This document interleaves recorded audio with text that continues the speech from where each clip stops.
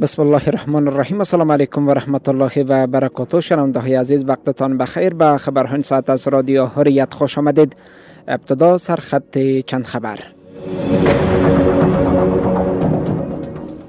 جان باختن رئیس جمهور ایران در یک سانحه هوایی در آن کشور. خبرگزاری مهر ایران خبر مرگ ابراهیم رئیسی رئیس جمهور آن کشور را تایید کرده و گفته او همراه با هیئت همراهش جان باختند. غم شریکی امارت اسلامی با حکومت ایران. امارت اسلامی مرگ رئیس جمهور ایران را تسلیت گفت و افزوده که امارت اسلامی در این غم در کنار کشور ایران ایستاده است. جان باختن 6 تن در پی رویداد ترافیکی در مسیر کابل جلال آباد. منابع امنیتی میگویند 4 تن از این جان باختگان محصلین پوهنتون ننگرهار هستند. باز شدن دروازه ترخم بر روی مسافران پس از 3 روز. دروازه ترخم پس از 3 روز بسته ماندن صبح امروز بر روی مسافرین دوباره باز شده است. و پاکستان به خاطر جان باختن رئیس جمهور ایران 1 روز را ماتم ملی در سراسر پاکستان اعلام کرده است.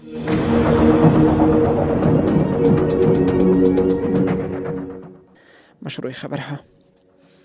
خبرگزاری مهر ایران خبر مرگ ابراهیم رئیسی رئیس جمهور آن کشور را تایید کرده و گفته که او همراه با هیئت همراهش کشته شدند.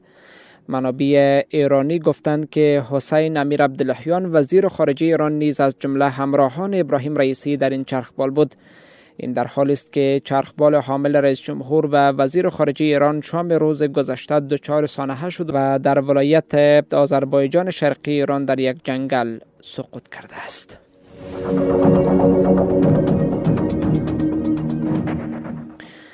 از سوی هم معاونیت سیاسی ریاست الوزرای امارت اسلامی با نشر اعلامیه مرگ ابراهیم رئیسی رئیس جمهور ایران را تسلیت گفته است.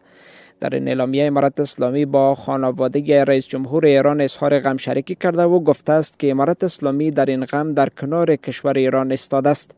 قابل یادآوری است که رئیس جمهور، وزیر خارجه و شمار از مقام‌های ارشد ایران پس از برگشت از ولایت آذربایجان شرقی در پی سقوط چرخبال حاملشان جان باختند.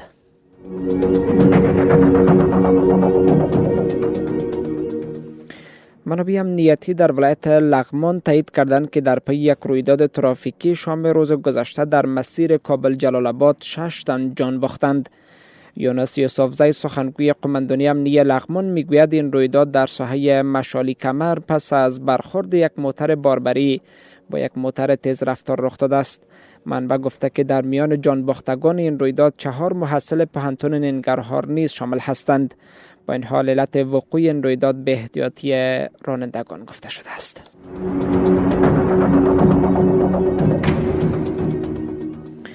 مسئولان کمیساری ترخم میگویند که دروازه ترخم پس از 3 روز بسته ماندن حوالی ساعت 7:30 صبح امروز برای مسافرین باز شده است.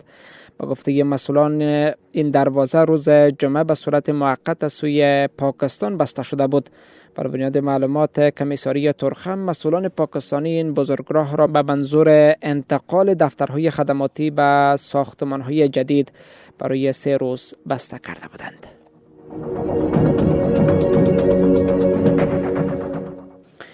شیخ شهاب الدین دلاور سرپرست وزارت معادن و پترولیم در دیدار با محمد یعقوب عبدالرحمن عکا والی ولایت سرپل گفته است که عواید نفت قشقری روی ساخت بند برق سلطان ابراهیم، اعمار شفاخانه و ساخت و ساز سرک‌های ولایت سرپل به مصرف می‌رسد. آقای دلاور میگوید که استخراج نفت و حفر چاه‌های جدید نفتی تا پایان سال روان میلادی در قشقری افزایش می‌یابد که با بلند رفتن سطح استخراج عواید نیز افزایش خواهد یافت.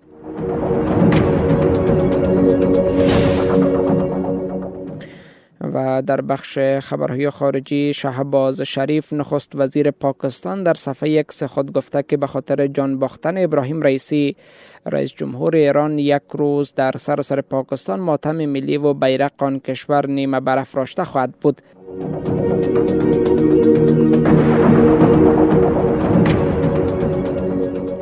این بود بود خبرها تا این ساعت که تقدیمتان شده است. توجهتان سپاس. وقتتان بخیر. خدا نگهدار.